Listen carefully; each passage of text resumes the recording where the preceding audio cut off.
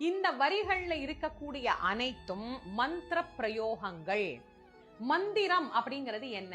சரவண பவ அப்படிங்கிற மந்திரம். முருகப்பெருமானுடைய இந்த 6 எழுத்து மந்திரத்தை சடாட்சர மந்திரமாக நாம் எல்லோரும் அறிந்திருக்கின்றோம். இத ஒரு எழுத்து முன்னே ஒரு எழுத்து பின்னே இப்படி மாத்தி மாத்தி நாம போடுற போது நிச்சயமாக அவை வேறு வேறு பலன்களை தரும். சரவண பவ அப்படின்னு நாம உச்சரித்தால் அனைத்தும் நமக்கு வசீகரமாக மாறும். ரஹன பவச அப்படின்னு உச்சரித்தால் செல்வமும் செல்வாக்கும் நம்மிடத்திலே கூடும்.